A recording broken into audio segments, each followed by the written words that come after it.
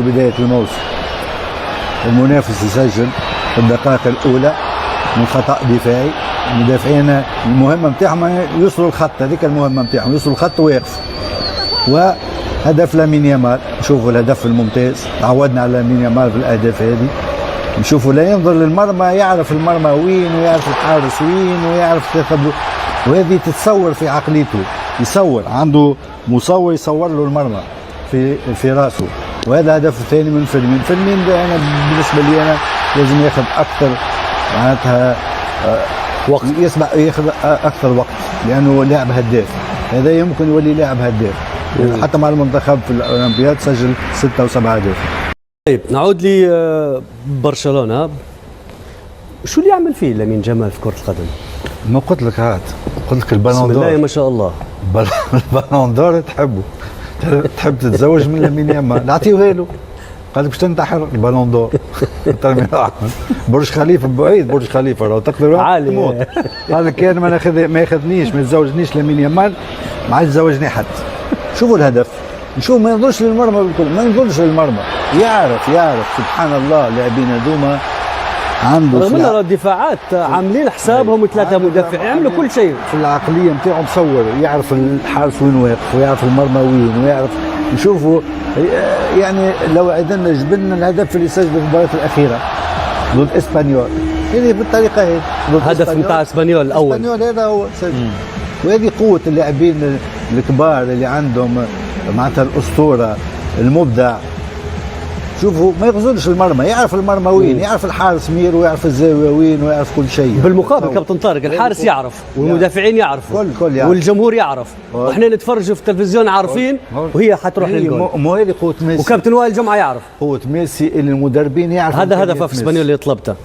هذا هو هدف اسبانيول. شوفوا نفس اللعبه، نشوفوا نفس اللعبه، يدخل وما يغزلش للمرمى، ما يغزلش، يعرف الحارس وين واقف ويعرف. شوف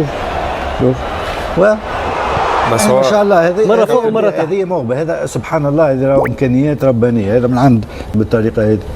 كم هدف؟ بس انا كابتن طارق انا اشوف ان زي ما قلت لك قبل كده واحنا مع بعض في مره، قلت لك ان لامين هو اسلوب لعب احنا بنقول متكرر. المدربين لازم يبقى فيه علاج للنقطه دي.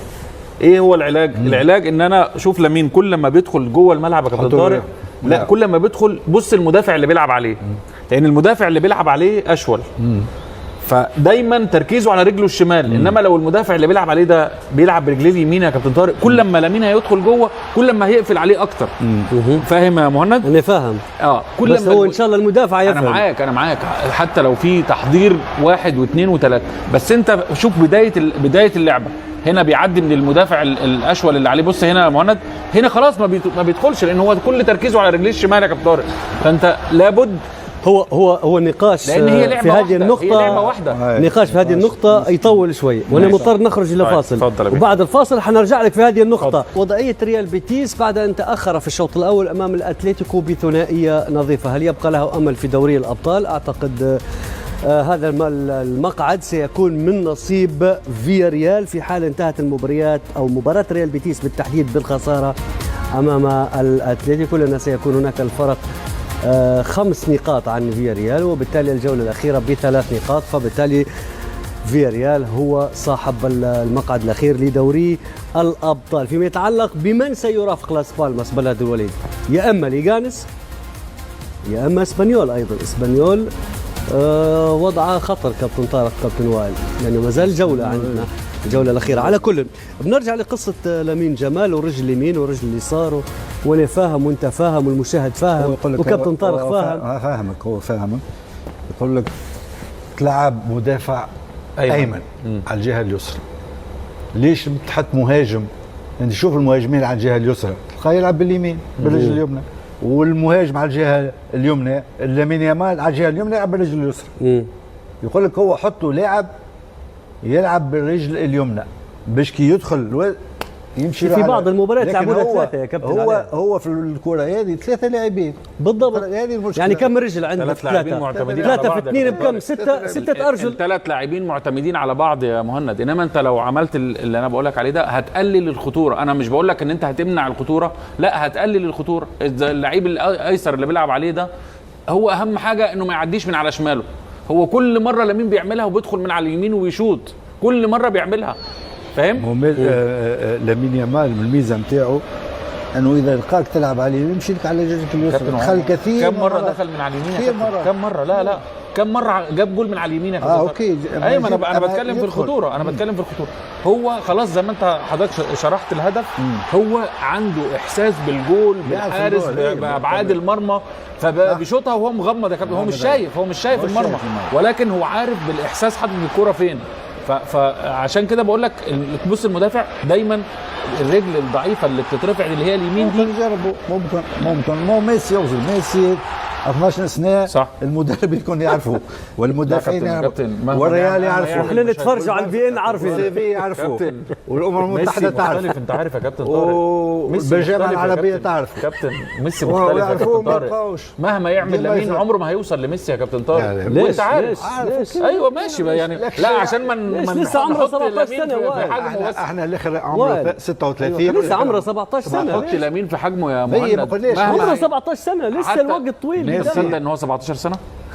كم عمره؟ ميسي حاجه اخرى، طبعا لكن الشيء اللي يعمل فيه حاليا طبعا بصراحه طبعا مش عادي، حاجه عاديه اللي يعمل فيه. صحيح ما عملاش ميسي وعمره 17 سنه. نحي ميسي لاعبين الموجودين حاليا، لاعبين الموجودين حاليا نحكوا ميسي كبير وكبير على كبير بالكارير بس نستنوا جمال يعمل كارير بعدين نقارنوا. اللاعبين حاليا اللي موجودين في العالم وافضل لاعبين معاه مش يعملوا فيه، ما يقدروش يعملوه في عمره 17 سنه. معناتها الشيء اللي يعمل فيه، الثقه اللي عنده في نفسه ما شفتش انا بصراحه، عنده ثقه في نفسه كبيره. يعني لما تشاهد اللاعب شوفوا انت البرسا وتعودوا يلقاو صعوبه يلعبوها طويله لامين يامال، بيدري يلقى صعوبه يلعبها لامين يامال، ويتصرف يا ببينيه، هو يتصرف كره طوليه، يا بفردي 2 على 3 ياخذ عادي. يتصرف. هذه قوه سبحان الله، جانا لاعب قوه كبيره، ان شاء الله يكمل وان شاء الله يزيد يتحسن، ان شاء الله يزيد يتطور. بالنسبه لي انا فيرمين لازم يعطيه اكثر مساحه لانه اللاعب هذا هداف ويخلق منه هداف مع البرسا. لو عدنا الهدف الاول يتسجل البرسا شاهدناه تقريبا طوال الموسم 20 30 هدف بالطريقه هذه، مش معقول دفاع نوعدك بعد الشوط الثاني نعاودوا لك اكثر مره كابتن. ما شفتش عارف حابب تستمتع بالهدف وسط الميدان ويقف. صحيح. يمشي المهمه نتاعو يمشي وسط الميدان ويقف، ما ثماش هذه. صحيح. منذ أسبوع فقط تعالت الأصوات ونبرة الخشونة في الطرح، وراح البعض يحمل برشلونة ما لا يحتمل، وكأن الوصول إلى نصف النهائي لم يكن كافيا لإسكات المشككين. قالوا أن الإنتر في النصف، وأنتم تعرفون هذا الخصم جيدا، وكأن الإنتر إعصار لا يرد، وليس فريقا عاديا يخضع لصعود وهبوط ككل الأندية في هذا الزمن. ثم زادوا الطين بلة ووصفوه بأقوى فريق في العالم حاليا، لا لشيء إلا لأنه قدم نسخة محترمة في دوري الأبطال. فجأة أصبح فريقهم المرشح الأول للقب والأفضل كأفراد وكشخصية وكمشروع ومدرب. لكن مهلا، أليس هذا نفس الفريق الذي عجز اليوم عن فرض إيقاعه أمام بولونيا؟ فريق جاء من أجل نقطة لا أكثر، ليبقي على أمل صراع إسكوديتو يتهاوى ببطء.